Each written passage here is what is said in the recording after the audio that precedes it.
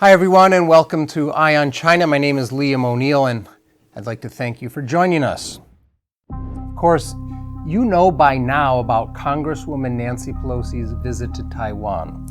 You've heard about China's blustery talk ahead of the visit, what appeared to be a disconnect in messaging between the House Speaker and the Biden administration, and maybe you've heard speculation over whether the visit was productive or misguided in the first place. We're not addressing that somewhat difficult question today, at least not head-on. Instead, we'll share some fallout from the visit that you may not have seen. Reactions from Mainland Chinese disappointed in their government's response. These are on the one hand pretty entertaining, but on the other hand they're very necessary to understanding the whole picture. Take a look at these distraught individuals, striking themselves in shame, breaking chairs in fury, crying out of despair. This gentleman says, "It's just an empty slogan," in between tears. "We didn't unify after all." Generations of Chinese have been promised certain unification with Taiwan. Propaganda posters all the way back to the Mao Zedong era read, "We for sure will liberate Taiwan." Xi Jinping has promised that it would happen under his watch. Pelosi's invasion of Taiwan marked for many of them the day of inevitable reckoning. Without a doubt, if the arch-enemy actually dared to come to the doorstep, the People's Liberation Army would blow her plane out of the sky, and then the invasion would commence. Finally, they would liberate Taiwan from democracy after 73 years. So certain of her actually not coming to Taiwan, one millionaire, for instance, said that if her plane landed, he'd donate 90% of his wealth to the People's Liberation Army. Another man said no way would it happen, and if it did, he'd live stream eating a pound of human excrement. There was no way Pelosi would actually fly so close, and if she did, there was no way the CCP would allow her to land. But of course, her plane did land, and then shock and devastation set in. Taiwan is where the Chiang Kai-shek government retreated when they lost the 4-year civil war with the CCP following World War II. Propaganda about Chiang Kai-shek and Taiwan was one of the first campaigns for the PRC, in fact. And from the beginning, this propaganda necessarily involved demonizing the United States because the US recognized Taiwan and not the PRC. That didn't happen until 1979.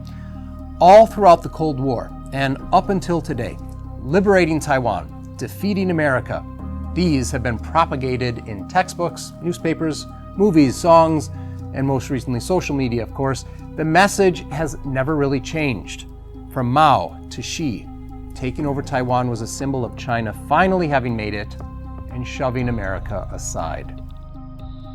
When news of Pelosi's plans to visit, started to surface, the CCP's rhetoric predictably heated up. "Those who play with fire will perish from fire," Xi Jinping warned Biden ahead of the visit. Foreign Ministry spokesperson Zhao Lijuan promised that the Chinese military would not sit idly by.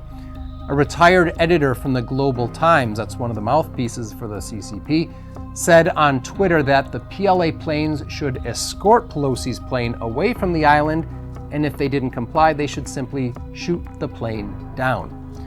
Such rhetoric caused many people's nationalistic pride to simply boil over. The day had finally come when their military could be put to use. Mind you, China regularly has military parades. These parades are reminiscent of Nazi Germany, the USSR, or you might imagine an ancient Roman centurion-led army. China has also stand-in warriors, like this one. "If you come, I'll beat you, Pelosi, I'll beat you," this woman shouts.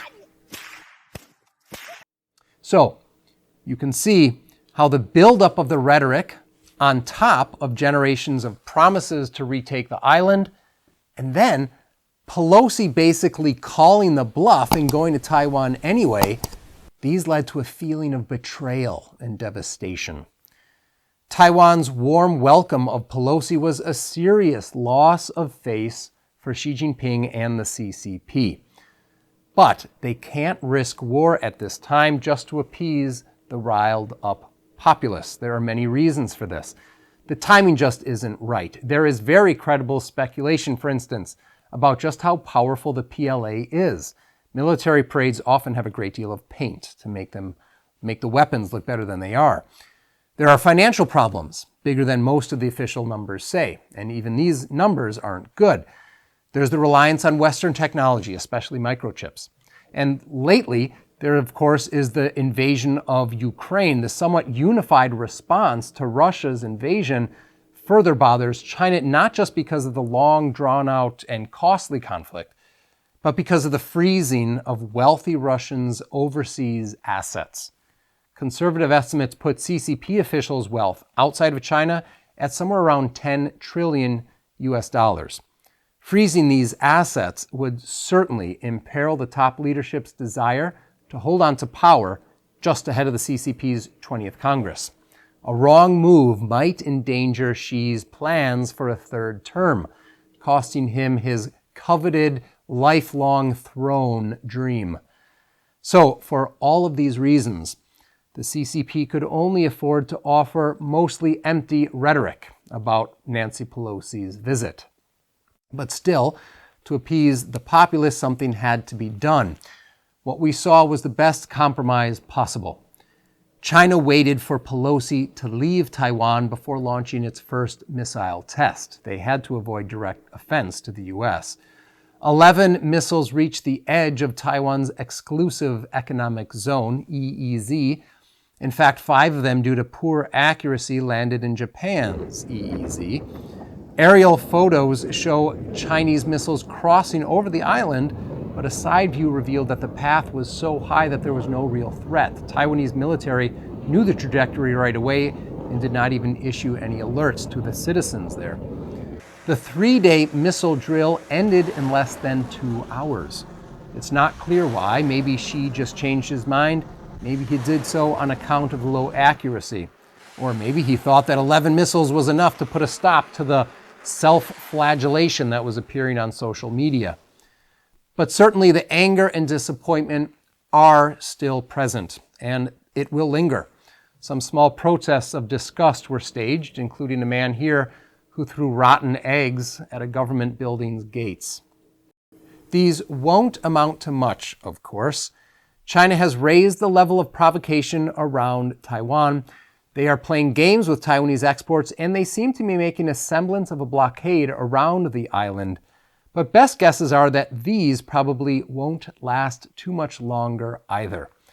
Despite Xi Jinping wanting to take over Taiwan, he's not going to move to do so, at least for the moment. Too much is at stake for him and other top leaders ahead of the 20th Congress. Thanks for watching Eye on China. We'll see you next time.